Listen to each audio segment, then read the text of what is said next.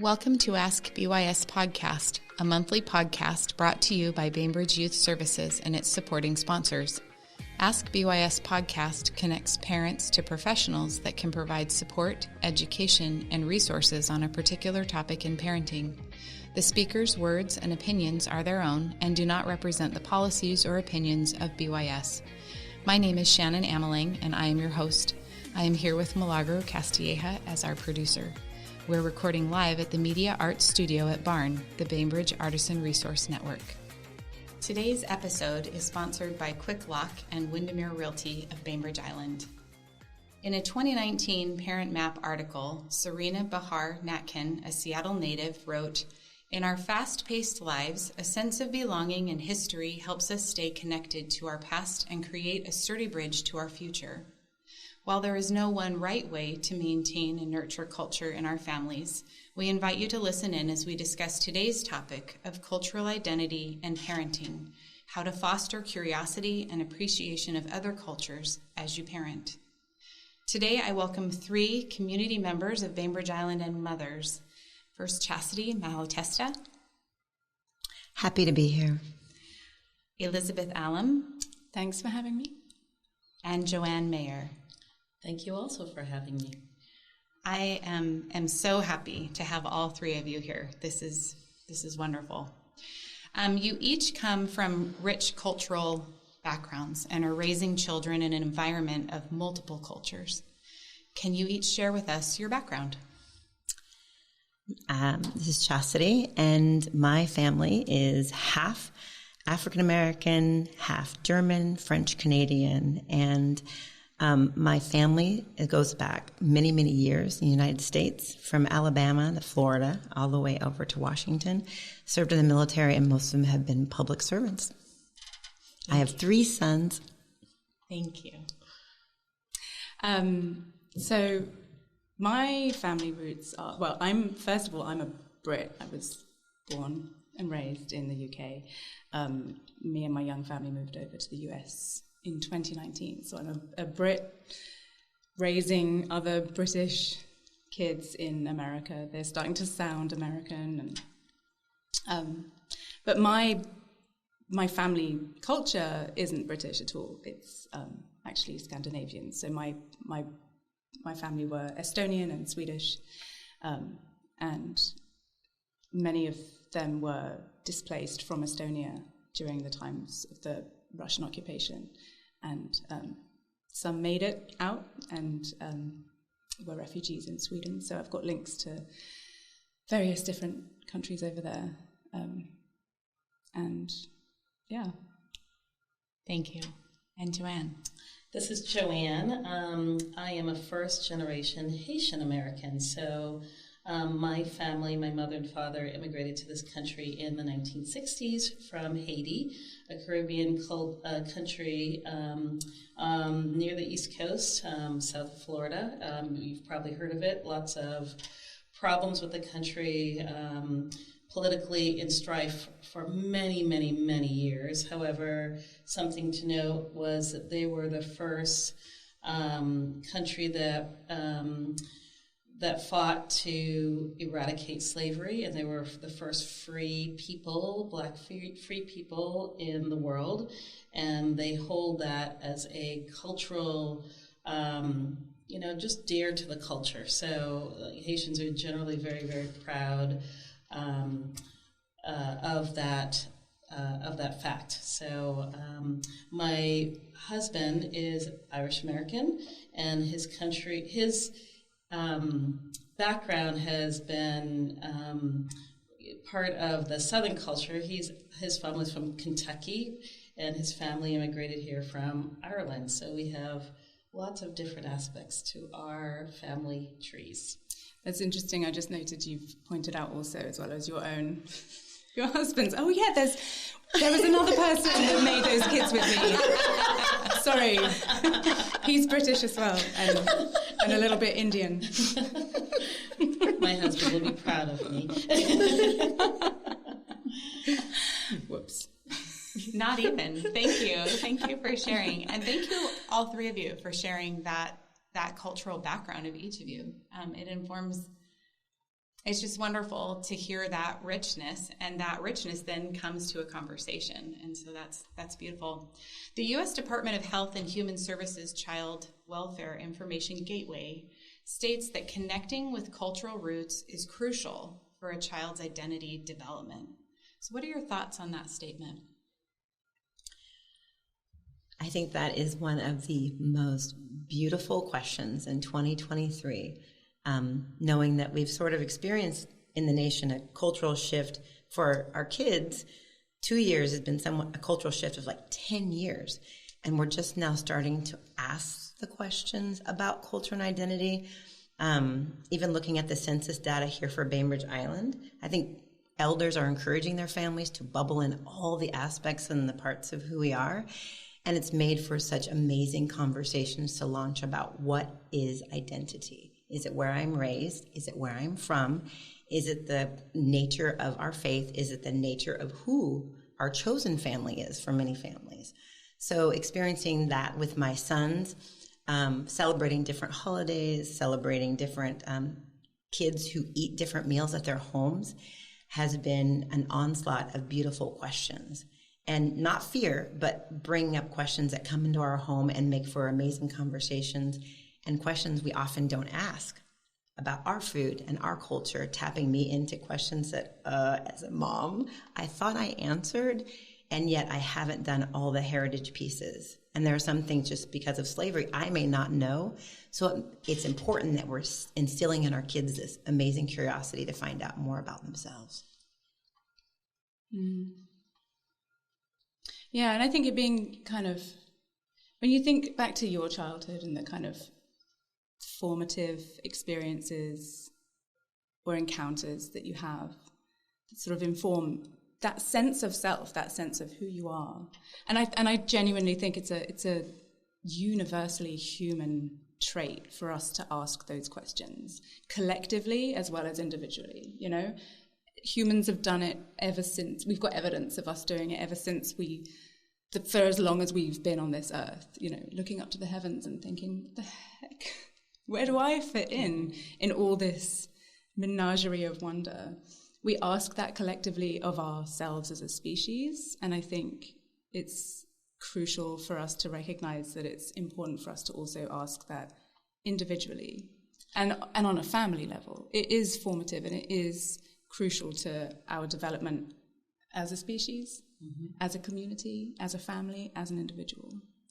Particularly in the United States. We are from the United States. We are a melting pot. And I think we have learned that since we have, been born here in the United States. For many of us who are born in the United States, we come from so many different cultures, and that is the strength of the United States. That is definitely one narrative.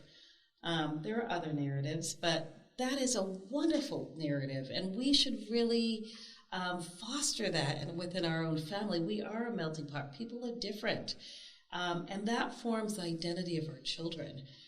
And our children oftentimes will ask, well, how am I different? And who am I? And that forms their identity. Certainly, I have 3 kids, 2 boys and a girl. They're always inquisitive about, where do they come from? What town did they come from in Massachusetts? They were born in Massachusetts. Well, why? They ask questions of why. Why do I eat the things that I do? All of those cultural aspects are who we are and form the identity of each one of us and each one of our children. So it's really important to talk about. And I think it's that asking questions, for some it may not come naturally. For some kids, it may not come naturally to question their belonging in this place, right? And for a community of educators and parents to help reveal those questions to young people is a really crucial role to this discourse. So one of the things that I do with my work is I'm a theatre educator. I have the absolute privilege of working with lots of the young people in our community. And we did a performance project last year that was, the theme that we started with was stories from around the world. And we encouraged people in our student body to research their family culture, history, ancestries, and find the stories that they wanted to share and to bring to our performance. And a lot of the kids, for them, they were from a family that encouraged those questions. And it was really obvious for them, oh yeah, I've got this story. My family are from this country. I'm gonna research stories from that country. And then there were a lot of kids who were saying, well, I'm just American. I don't have an other culture to draw from. And we sort of said, well, hang on. Are you indigenous? Is your family from a tribal community? No. Well, then they're from someplace. Go and find out. Go and ask those questions. And I think sometimes, we talked before we started this recording about how parenting is often within the family, but it's also in the community. We parent one another's children. It takes a village. And to reveal those questions, to explicitly give those questions to young people sometimes is necessary. I would imagine that it sparks then conversations in the home as well, right? Listening to all of you just now, I was thinking about how much strength I gain from thinking of my grandparents and the hardships that they went through to get my parents to where my parents ended up, for me to have the life that I have now. And how I think back and how if my grandparents could do this, I can do this. And their parents even, because their parents were my great-grandparents were the ones that immigrated to this country. So, it's an amazing amount of strength that comes, and as we do that, we can get our families to talk more deeply about those things as well. So how do you all maintain and even nurture culture in your families, in your homes, and in your parenting? What does that look like? As a teacher on the island who subs quite a number of days at the high school, oftentimes I get questions. I forget that they may not have had an African-American teacher.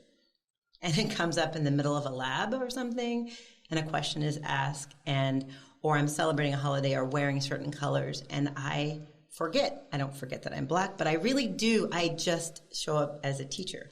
And so in our home, we've made a point in connecting with my grandparents and their struggle. And some of our stories are not happy stories, but there are family stories, and we're quite proud of those stories, whether it be from working in the railroads, the plantations that my family lived on, or the faith that we clung to get through working. We have come to an understanding of celebrating those stories too, because it did bring us. I love that you said your grandparents' story brought you here. My family story, although there are places of oppression and struggle that maybe shouldn't have been there, and military and working hard, that also brought me to this place to give me a voice to continue to advocate. So in our family, we celebrate as many Black joy, elevating holidays, and German and funny French Canadian things. Poutine, I don't even know what that is. But I celebrate it because I want my kids to have the plethora and the buffet of the world in those experiences. So I have to become the learner mom. I love that you mentioned stories, because and that you mentioned that some of the stories are sad stories.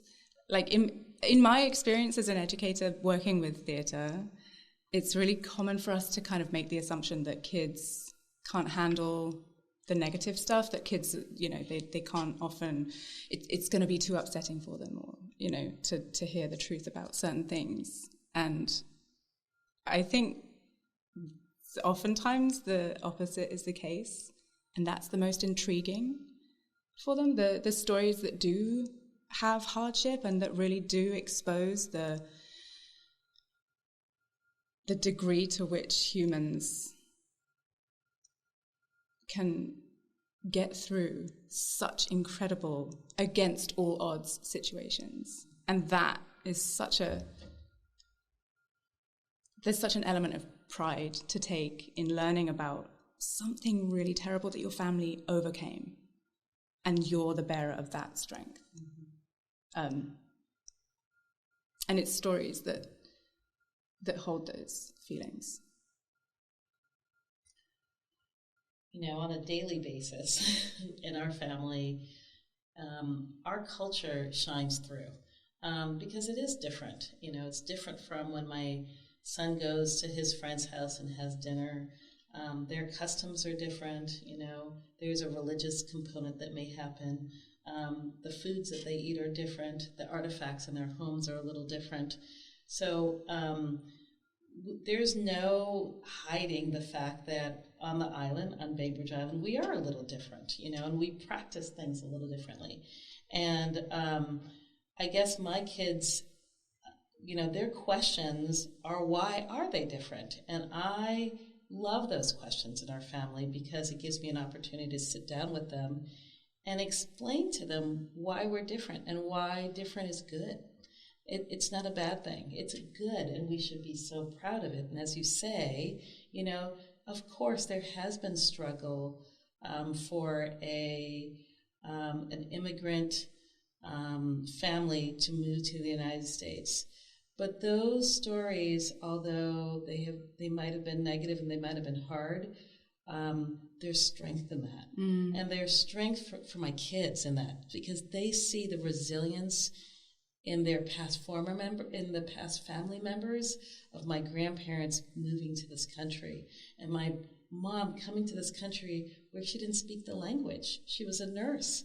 How did she maneuver this country without speaking the language?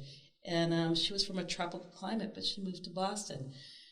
Snow was introduced, cold was introduced, different religious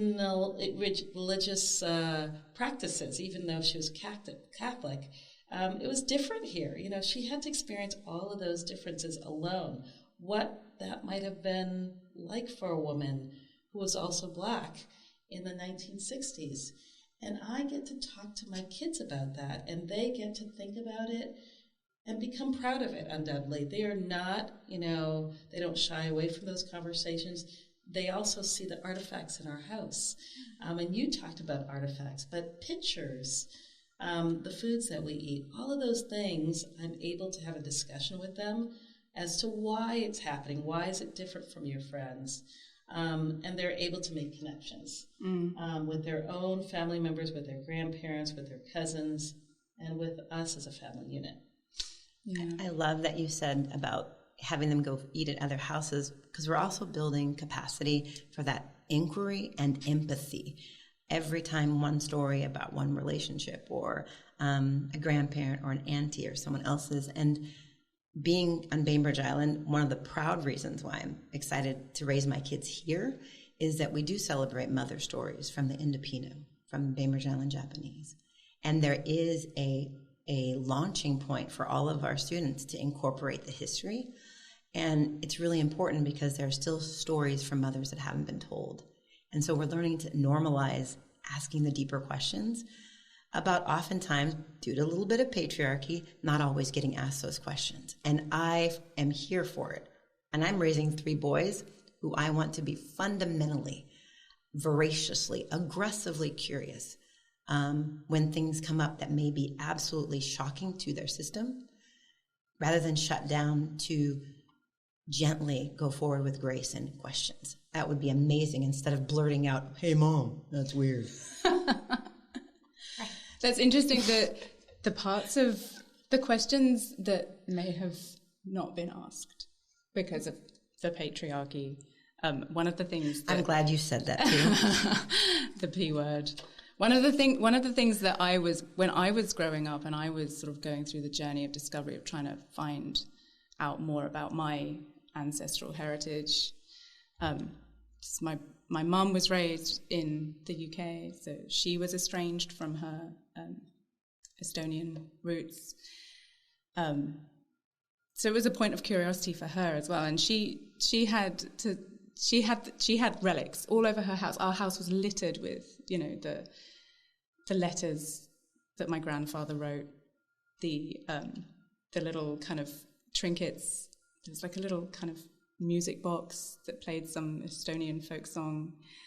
All these little relics of kind of my grandmother, my grandmother's grandmother, all of these really old pieces of our family history. They held such curiosity. But the thing that really, really struck me was that anything tangible and recorded and documented was always about the men in my family. Anything to do with the women was kind of lost. And I connected with it in the pieces of like needlework. Needlework is a huge part of Estonian folk culture, and there were these things, these artifacts, that proved their existence and that their hands had touched, and my hands were now touching. But anything like my grandfather was an incredible man. He fought in the resistance movement during the Russian occupation in Estonia, and he was one of they were called the Forest Brothers. He had a book written about him. His life and his accomplishments and his bravery and everything was written about. It was documented. I could learn so much about him, but the women in my family were kind of lost. And so I had to kind of imagine. I had to fill in the gaps by learning about my family's culture, because it wasn't documented in our family. It wasn't recorded. It was the mother questions were not asked. And I hope that you're telling your kids this, and notice those things, and I hope that they pick up on these. Well, what happened to grandma and what happened to great-grandma? Because that's an opportunity for you to kind of show them what does that mean about the Estonian culture and what they value, And of course, it was many, many years ago, so we don't want to put blame on, negative blame, but it is something that occurred throughout history, that women were usually at home. It wasn't documented what they were doing, but it's still part of an understanding of a culture, which is so good for kids to understand. Yeah.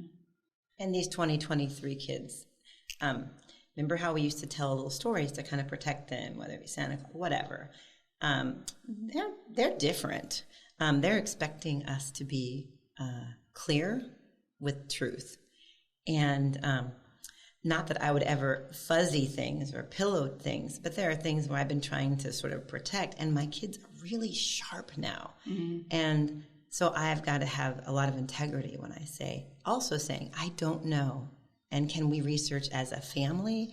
Or that's a great question. You came from, my family my sons got to spend some time doing a dinner with a Jewish family, and it was so beautiful. And he came home and he was like, I know we do Juneteenth and stuff, but do we do like a super meal like that? I want to do a super meal. And I was like, I can't make us Jewish, but there are things that we do to symbolize meaning and faith. But it was such a good conversation for us to have. And without that other family, I wouldn't have had that conversation.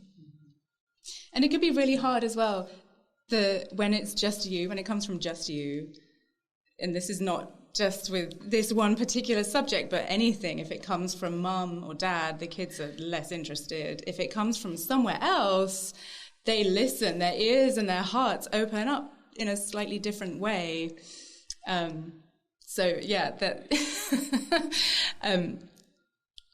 It's hard. To go back to the initial question, how do we teach our children in our families? How do we kind of continue that thread?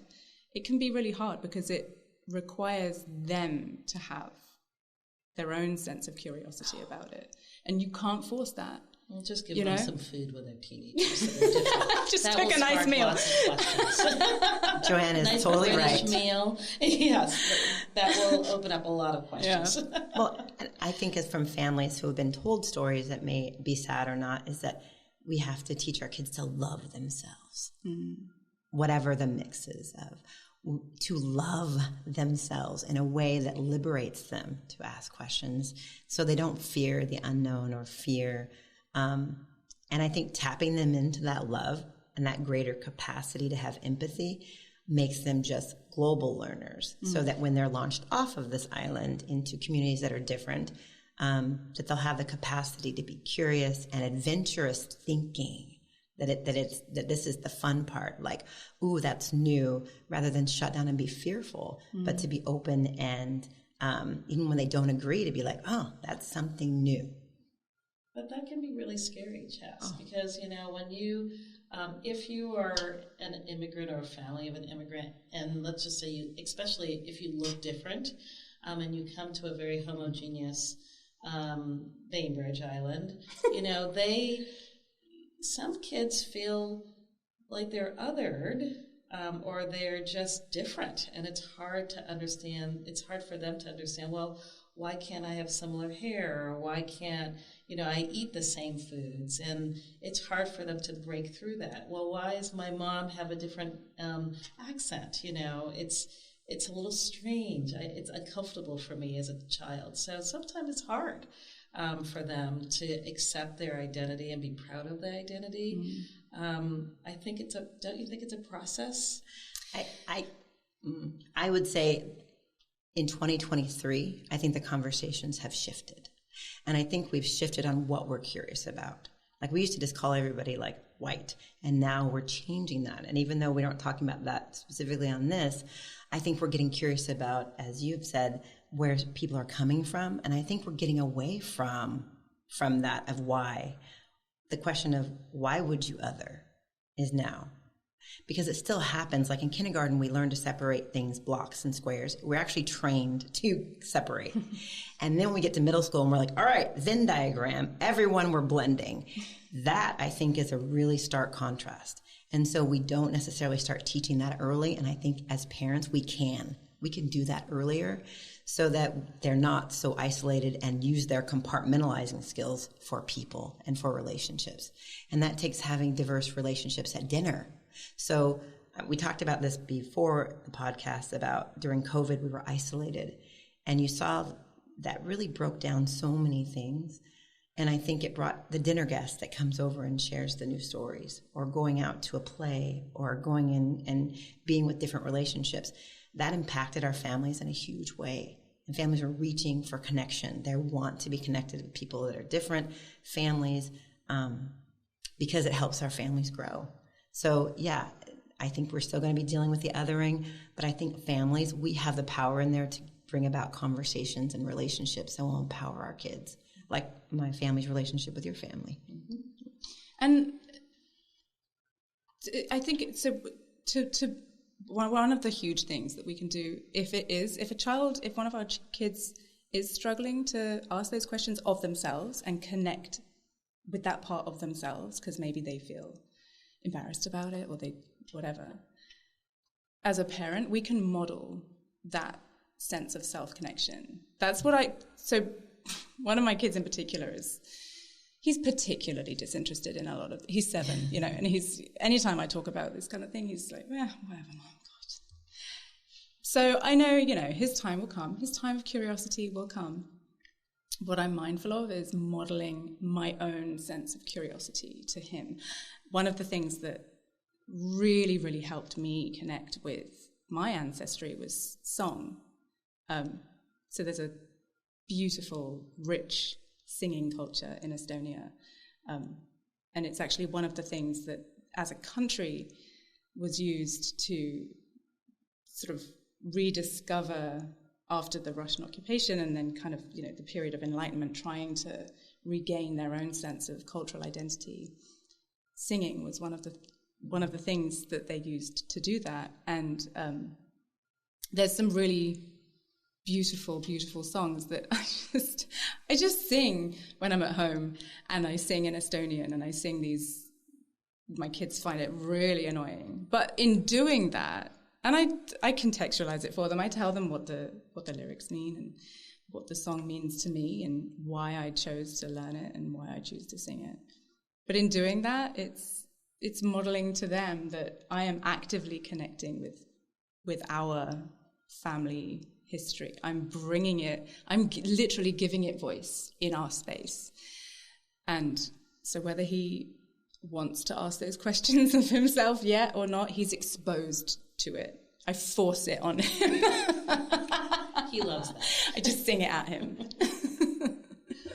I wonder, as I'm listening to all of you talk right now, I'm thinking about advice you might have for parents who are reticent to learn that song and sing it, or to share part of their culture with their kids because maybe they're embarrassed themselves or afraid, probably more so afraid of what might come because of that. And I'm watching all of you thinking, I love being in this room with three strong women who value their culture, know their culture, want their children to carry that culture, want, all of those things. And I'm thinking, do you have any thoughts of what could help someone who is reticent to share that with their family? Maybe those stories are very sad and they think, well, maybe I can just protect my kids by not sharing the stories, or I don't know what will come if I do share that, those kinds of things. Do you have any advice?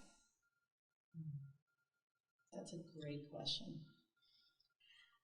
I would say stay vulnerable. Like, it's totally okay. One, how normal of you to tap in and then to be a little unsure. I'm voraciously protective of my sons more than myself. So I'll go through growth cycles and think, I am elevated black joy. And then with them, I'm like, okay, take it easy. Whoa. And I was talking to another mother, and she goes, sometimes I don't want to show up too black or too something. And I was like, wow. So I don't know if we're getting to a place of loving ourselves as parents and loving our identity, all the pieces of it, and the unknown pieces. And I think that, as you so beautifully said, about modeling that for them so they see that we're still growing, we're still asking those questions, and it's okay to be unsure.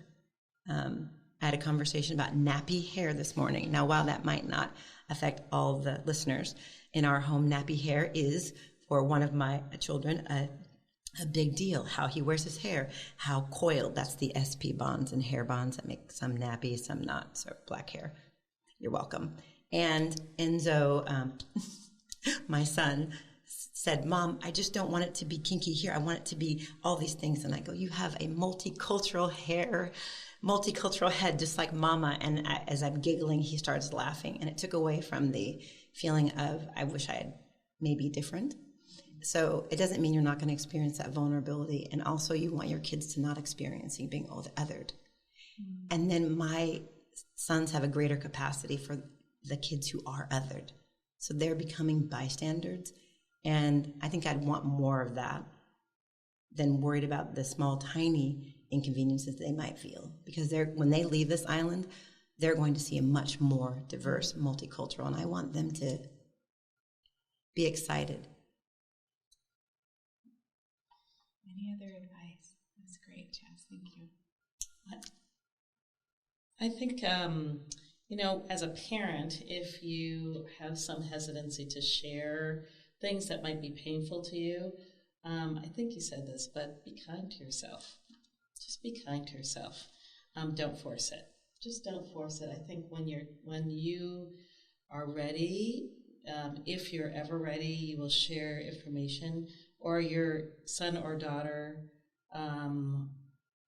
will come to you and ask questions, and you will then determine whether or not you're ready.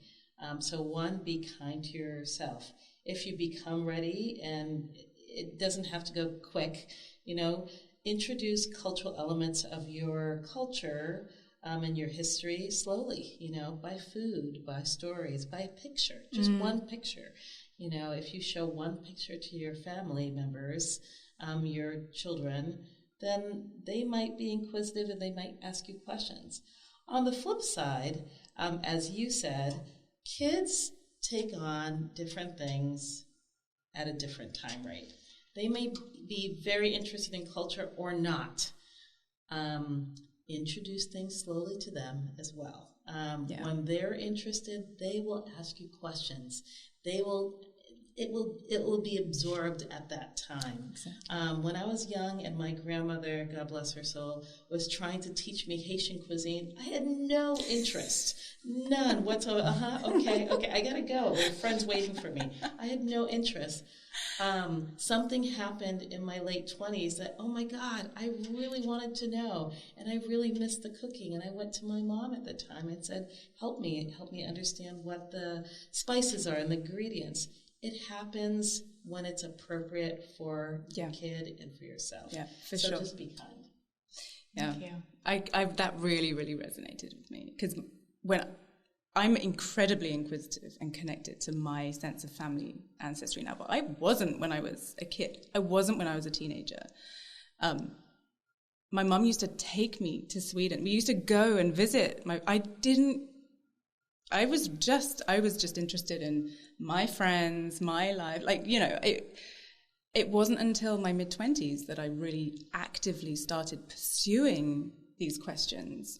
And I'm so grateful to my mom for continuing to keep those little threads alive in our family, in our house. Like we were talking about the relics, you know, things that when I was growing up and I, you know, was exploring these items, these objects, these artifacts, I wasn't really that interested in them at that time. It wasn't until later in life that I really imbued them with such significance as I do now. And I'm so thankful that my mum kept those things.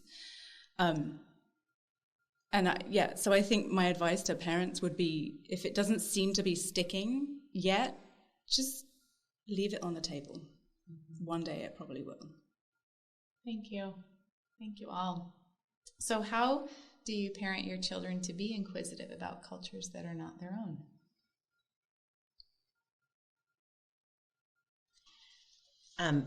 In our home, it's genuinely aggressively curious about everything right now. And some parents may feel that way, and you're in a zone of tidal wave of questions coming at you. We seem to be in that season right now. And it's costly on time, and their questions don't ever come when you're sitting at the dinner table, nice, quiet. They come on the way to dropping them off to camp or on the way to dinner, and it's not necessarily a question you want to answer. And we've really had to be really intentional about, man, that is an amazing question, and we want to take time as a family. Some we table and some we try to answer, but we make sure to elevate those because we know they're going to experience new relationships with kids that don't look like them, don't think like them. We're talking about neurodiversity this week, and it has been a really big conversation about, and it's impacted their capacity of empathy when they see someone. And really important and new to us as parents. So we tell them, that's a great question. We're going to have to dig on that one together.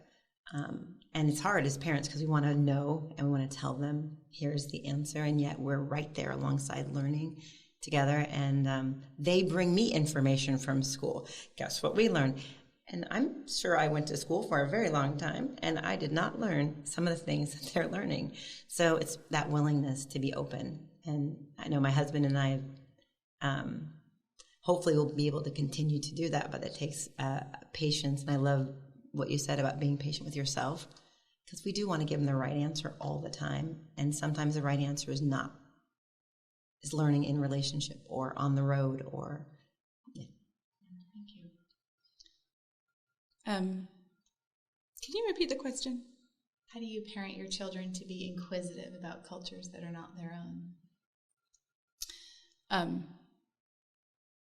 The arts, I think, one of the best places to facilitate that exploration and ignite that kind of curiosity is the arts. Because, I mean, they're growing up on Bainbridge Island. There's a lot of, we're in a nation that is a melting pot, but, this is a very...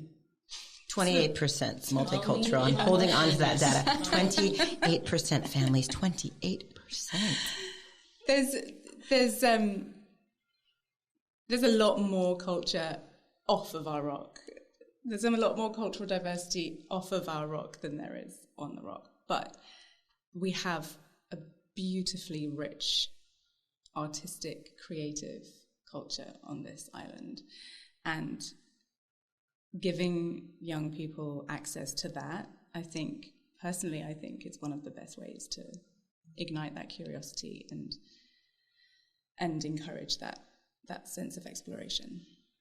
Thank you. I would agree. I think the arts are incredibly important. I think with the arts you get a rich diversity of creativity, colors, different perspectives. Yes, we live on the rock, but guys, we are 35 minutes away from Seattle, for goodness sakes. Facts. Get off the rock. You can take a boat, you can drive to Pulseful or Suquamish, introduce your kids to various the Suquamish Museum is amazing in Suquamish. There's lots of wonderful things, even on the island, Japanese Heritage Museum, the Bainbridge Historical Museum. I mean, there's so much here, but get off the rock, go to Seattle. There are festivals from various nations and cultures. My family and I, when the kids were young, we would go and sample different foods, see different museums, just the practical things, go farming, go pick some apples or raspberries. You'll see farmers, you see tulips, where did they come from? Ask the questions. In my family, we ask a lot of questions. Well, why are there tulips? Why are there so many tulips in this area of the world? There's a history behind them. Ask those questions and see what your kids say, and explore with them. That's my 2 cents. I especially exploring Bainbridge Island, but as we talk about where we live, I encourage my boys when they hear things like, oh, Bainbridge is and they'll say like a bedroom community, an off-site community, a homogeneously, whatever. And I encourage my boys to go, it's a multicultural island, and there are many people's stories, and making sure we're normalizing that in the language of how we talk about our place and home for them as individuals. So when they hear kids say, at games, especially when they go to other places, they'll hear sometimes not so positive things about the population of Bainbridge. And my kids uptick, no, Bainbridge is so many things and so many different people and so many different families. And that's a proud sticking point for us, aggressively pushed hard by our family. As you were each talking, I thought about how many families in our community have the opportunity to travel as well. And what a great opportunity that is to learn. And I was reminded on a trip that we went on, we were in Jamaica and we were on a tour, but we spent the tour talking to our guide on the bus ride. We just spent time picking her brain, telling us everything she could about government stuff, about stuff that she loves, stuff that she hates, stuff that, her life. And it was so fascinating to learn about her. And I found it interesting that I left Jamaica thinking, okay, how do we get better things happening in Jamaica? And I thought, I'm so small, but that awareness that there are things that everyone around the world needs help with. And if we're aware of what's going on, we have a better opportunity to help, right? And whether that's in our own country or in another country, or an area of our country, right? It's wonderful to hear all of these ideas of how to foster that. And in all of your ideas, I just hear exemplifying that curiosity and pursuing that curiosity with our children. I'll close today. Before I close, are there any other thoughts on any of your minds about cultural identity and parenting that you want to share? It's important. That's all I could say. Our family is different. We have a rich history of Haitian, American, Irish. There's a little Southern.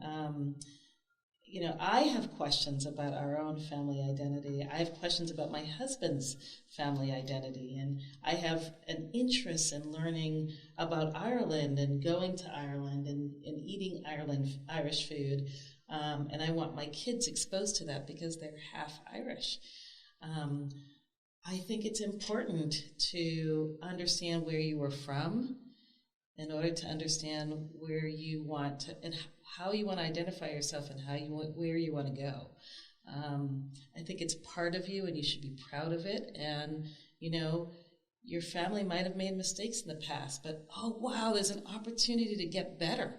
And here we are in the land of this melting pot. How do we do that together? And how do we accept others who are trying to get to this country, or who are trying to trying to get a new job in this country, and they have a different accent, and they have a different dialect, or whatever it is. How can we help them? How can we accept them? If you know who you are and you know the struggles, then you're more empathetic about where other people are from and how they're getting to advance in this country. So, yeah, I think it's important. I think it's the process of looking in, questioning things about yourself, your family, your ancestry, in order to find a lens of looking out and looking at the world in a broader sense. Because ultimately those questions lead you to other countries, other cultures, other places in this world. And in trying to connect with ourselves and with our families and with our ancestors, ultimately we connect with the rest of our species. And that's vital for us in this moment, in this age, in this generation to realize that we are a species, and the challenges that we face, we need to face together. We need to stop looking in this segmented way of government versus government, country versus country, and always seeing the divides, and realize that we're all connected. I think as families, we have the positionality to encourage our kids to really love themselves in a way that will help them as they launch, but also critical thinking, critical to ask those kind of questions. I think that, and celebrate being a part of a community. And while many of us not everyone has kinship community, I think we saw through COVID that many of our kinship community became really important. Whether it be your faith, or whether it be your church, or whether it be your community, or your scouts, or your school clubs, it became really vital. And I don't think we were ever meant to parent alone. In fact, I think I need like 6 moms. But I know that my individual, my history is important. And we have so many untold family histories that are just now being told. And I want to be excited to hear from our families that we know, and our kids' friends' families, and for myself as a mom, because I think it's definitely been empowering this next set. And these kids right now in school, they want answers, and they're curious. And I'm excited that we have families on Bainbridge who are wanting to answer those. Too, thank you. I'll share this quote from American painter William Merritt Chase. He said, "Diversity is not casual liberal tolerance of anything not yourself. It is not polite accommodation. Instead, diversity is, in action, the sometimes painful awareness that other people, other races, other voices, other habits of mind have as much integrity of being, as much claim on the world as you do. And I urge you, amid all the differences present to the eye and mind, to reach out to create the bond that will protect us all. We are all meant to be here together."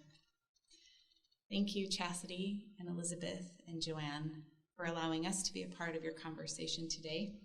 And thank you all who have joined us. We hope that this conversation proves to be of benefit to you and your parenting. We leave you with the foundation that healthy youth begin with healthy families, and healthy families build healthy communities.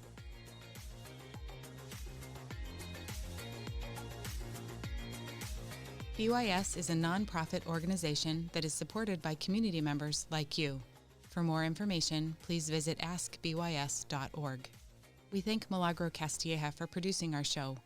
Another big thanks to Martin, the Bainbridge Artisan Resource Network, for their generosity in allowing us to record in their media arts studio.